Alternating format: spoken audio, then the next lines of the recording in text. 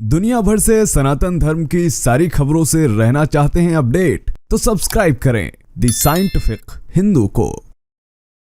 भारत में जो मुस्लिम कट्टरपंथी वर्ग है वह इसलिए चीख पुकार मचाता रहता है कि भाई हम तो इस्लाम वाले हैं, हम क्यों जाएंगे मंदिर में, हम जाएंगे तो हमारा धर्म खतरे में आ जाएगा। और ये भी कहते हैं कि भाई जो असली वाले मुस्लिम हैं उनसे बड़े वाले हम असली वाले हैं, भले ही हमें कुछ ना आता हो लेकिन हाँ हम ही हैं असली। ये मुस्लिम है जो कि सऊदी अरब के मुस्लिमों को ज्ञान सिखाते हैं, यूएई के मुस्लिमों को ज्ञान सिखाते हैं। वो बात अलग है कि वहाँ के मुस्लिम और वहाँ के प्रिंस तक इनको ये कह चुके हैं कि भाई तुम असली वाले मुस्लिम हो ही नहीं, हम तुम्हें तो मुस्लिम ही नहीं मानते। और अब इन्हीं सब के बीच में भारतीय मुस्लिमों को एक और बहुत बड़ी बुरी खबर मिलने वाली है। आप सोच रहे होंगे कि ऐसी कौन सी खबर है, तो चलिए आपको बताता हूँ कि आखिर ऐसी कौन सी खबर है जो कि भारतीय मुस्लिमों को सता रही है। चलिए शुरू करते हैं आज का वीडियो। मेरा नाम है धीरेन्द्र और आप देख रहे हैं द साइंटिफिक हिंदू। सऊदी अरब की खबर की बात करें उससे पहले हम उत्तराखंड की बात करेंगे। कहते हैं कि जब सरकार अपने पर आ जाए तो क्या कुछ नहीं हो सकता। कुछ समय पहले तक अभी भारत में ही ये कहा जा रहा था कि मदरसे में आतंकवाद सिखाया जाता है। कई राज्यों में तो ये साबित भी हुआ था, मदरसों में कट्टरपंथ पढ़ाया जा रहा था। लेकिन अब उत्तराखंड में जिस कदर से मदरसे, कब्रें और अवैध दरगाहें टूटी हैं, उसके बाद मदरसा प्रमुखों का मन बदल गया है। जी हाँ, अब उत्तराखंड के मदरसों में श्लोक गूंजेंगे, संस्कृत पढ़ाई जाएगी। जी हाँ, उत्तराखंड मदरसा एजुकेशन बोर्ड का ये बयान आया है कि अब उत्तराखंड के मदरसों में संस्कृत पढ़ाई जाएगी और श्लोक पढ़ाए जाएंगे, क्योंकि संस्कृत भी अरबी की तरह ही पुरानी भाषा है, इसलिए हम पढ़ाएंगे। इसमें एक वीडियो सामने आया जिसमें मुफ्ती शमून काज़मी ने बताया कि इसकी वजह से आने वाले समय में नौजवान बच्चे एक दूसरे के धर्म से ज्यादा कनेक्ट हो पाएंगे। उन्होंने योग का उदाहरण देते हुए कहा कि जिस तरह से योग का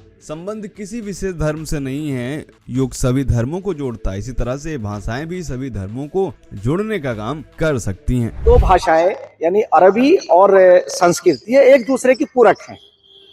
माननीय मुख्यमंत्री श्री पुष्कर सिंह धामी जी के नेतृत्व में हम उन बच्चों को के कौशल विकास के लिए हम कार्य कर रहे हैं। मैंने ये तय किया है कि जो हमारा संस्कृत दीपक कुमार जी उसके सचिव हैं कि हम एक एमयू जो है आपस में हम साझा करेंगे और उसमें करने के बाद हम प्रेरित करेंगे मदरसों के लोगों को कि वो उन बच्चों को संस्कृत भी हम सिखाएं कि जिससे वो बच्चे आगे चल करके एक दूसरे का के कल्चर को जान सके, उनकी तहजीब तमद्दुन को जान सके।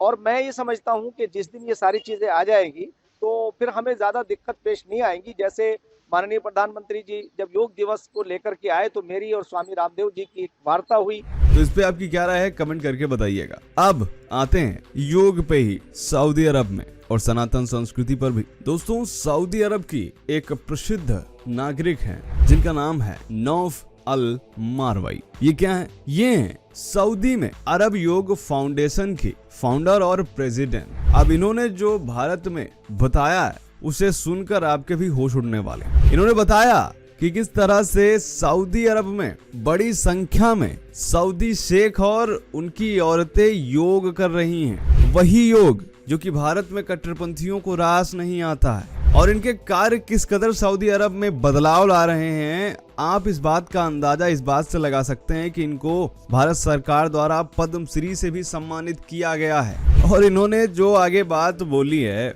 उसे सुनकर जो भारत में कट्टरपंथी हैं उनको शायद बुरी जरूर लगे। नौफल मारवाई से जब ये पूछा गया कि आप सऊदी अरब जैसे इस्लामिक देश में जब योग का प्रचार प्रसार कर रही हैं तो क्या आपको कोई कठिनाई नहीं आती, तो उन्होंने क्या कहा कि मेरा मानना है कि अपने जीवन को उन्नत बनाने के लिए किसी दर्शन का अध्ययन करने और सीखने में कोई नुकसान नहीं है। बेशक वैदिक दर्शन और योग वेदों जैसी पृष्ठभूमि से ही आते हैं। वेद वास्तव में बहुत प्राचीन है और मानवता के लिए हजारों वर्षों से अस्तित्व में है। और रही विरोध की बात, तो मैं सऊदी अरब में सालों से काम कर रही हूँ योग पर। किसी भी सऊदी अरब के व्यक्ति ने योग का विरोध ही नहीं किया। I do really appreciate and respect how yoga comes back from the Vedic philosophy and Sanatana Dharma, but because the most visible aspect of yoga लेकिन बाहर के लोगों ने इसका विरोध किया। ध्यान देने वाली बात यह है कि बाहर के लोगों में यहाँ पर पाकिस्तान और भारत, बांग्लादेश, इन एशियन देशों के लोग हैं जो कि कन्वर्टेड हैं। इनको योग से बहुत तकलीफ है। सऊदी अरब के लोगों को तकलीफ नहीं है। इस बात की पुष्टि आप इस बात से भी लगा सकते हैं कि इस बार जद्दाह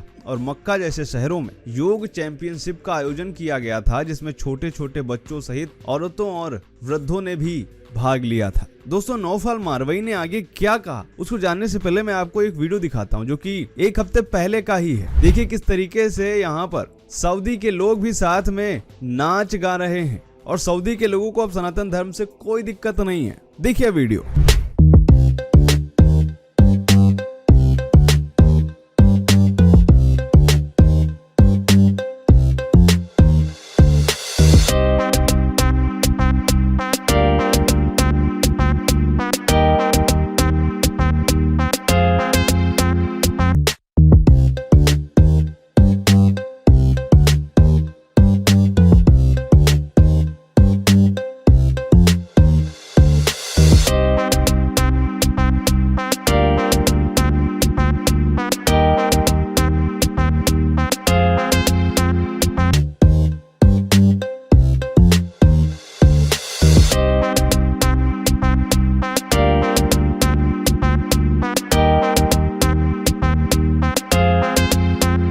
वो अपने जीवन के बारे में कहती हैं कि जब मैं 17 साल की थी तो मुझे यह पता चला कि उन्हें ल्यूपस एरिथेमाटोसिस है। इसे ऑटो इम्यून रोग भी कहते हैं। इन्होंने कहा कि चिकित्सकों ने मेरे माता पिता से कहा कि मैं ज्यादा दिन तक जीवित नहीं रह पाऊंगी। मुझे स्कूल ना जाने के लिए कहा गया, लेकिन तभी मेरे जीवन में एक आशा की किरण बनकर आया योग, और मैंने रियाद में घर पर ही योग सीखा और मेरी सेहत में आश्चर्यजनक रूप से सुधार होने लगा। आखिरकार मैंने योग के बारे में अधिक जानने के लिए भारत जाने का फैसला किया और मैं 2008 में योग और आयुर्वेद का अध्ययन करने के लिए भारत आई और यहीं पर सबसे बड़ा मेरे जीवन में बदलाव हुआ। आज मैं बिल्कुल ठीक हूँ और अगर आज मैं जीवित हूँ तो उसका सीधे तौर पर श्रेय योग को ही जाता है। नौफल मारवई ने कहा ये पहली घटना नहीं है कि सिर्फ उनके जीवन में परिवर्तन आया, बल्कि सऊदी की हजारों लड़कियों में योग की वजह से सकारात्मक परिवर्तन आया है। उन्होंने 2021 में सऊदी में योग समिति की स्थापना की थी। इस बार मक्का में जो सऊदी ओपन योगासन चैंपियनशिप आयोजित की गई थी उसमें 56 लड़कियों और 10 लड़कों ने भाग किया। इसके अलावा समय समय पर जो योगा क्लासेस सऊदी अरब में होती हैं उसमें हजारों सऊदी के शेख आते हैं और योग करते हैं। इसके अलावा सऊदी अरब में अब शेख भारतीय तीज त्योहारों में भी शामिल होने लगे हैं और लगातार वो भारत से जुड़े और सनातन हिंदू संस्कृति से जुड़े कार्यक्रमों में भाग ले रहे हैं। तो दोस्तों, यह वीडियो आपको कैसा लगा कमेंट करके बताइएगा। मिलते हैं आपसे अगले वीडियो में, तब तक के लिए जय हिंद, जय भारत, वंदे मातरम।